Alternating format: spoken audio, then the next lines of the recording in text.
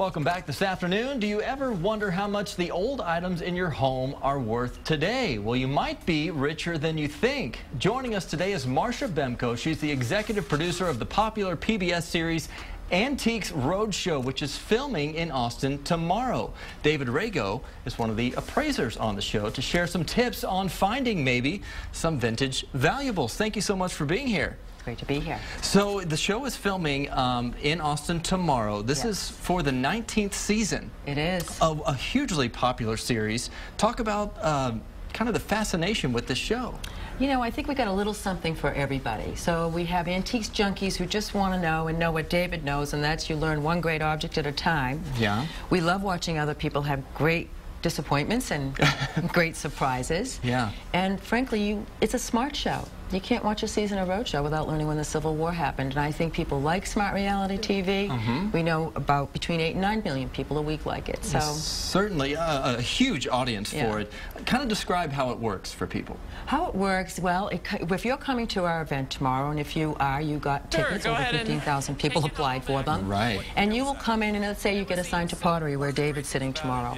You're going to come in, and David will tell you all about your piece of pottery that you brought in. He'll tell you what year it was made, who made it, everything he knows about it. Yeah. And that's the experience for most people. And then, unless David sees a pot that he really likes. Right. And so, David, you have to be an encyclopedia on years' worth of pottery and porcelain. What are you looking for? Well, I'm sort of a one-trick pony. My specialty is 20th century American pottery and porcelain. But what I really look for, and it doesn't translate that much on television, but a friend of mine called it social archaeology. Yeah. So by going into a town, we were in Birmingham last week. Right. I know that Germans settled Birmingham because of the amount of German porcelain and pottery that walked into the show. A disproportionate amount was German. And sometimes we'll go to a town and it's French. And other times it'll be American or Chinese porcelain like San Francisco. So that tells me a lot about the nature of the people who were there and how the town was settled. And speaking of different towns, you guys have been to several cities here in Texas, Dallas and Houston and San Antonio. How do the items differ even within Texas? You know, every show differs in that we're going to see about 5,000 people, about 10,000 objects. So it's all reality, and we're never going to see the same things twice. Right. But we will see a lot of Texana, things that come from Texas. It's a big state. It is our 10th time in the state. We'll still get a good crowd, and we'll still see things we've never seen before. Are there particular items that are rising in popularity? Because obviously the market value is going to rise and fall. Are there particular items that are popular right now? I know from my observation, I'm seeing the Chinese market is really on fire.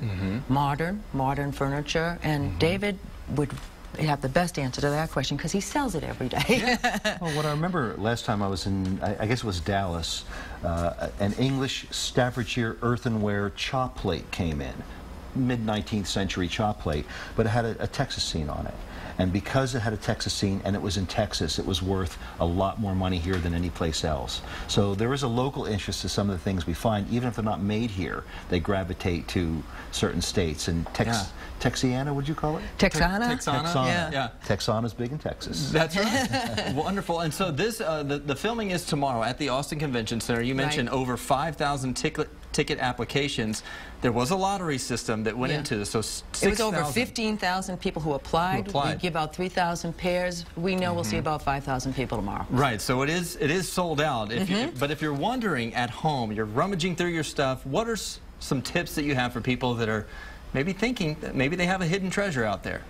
When it comes to value, it always equates to rarity.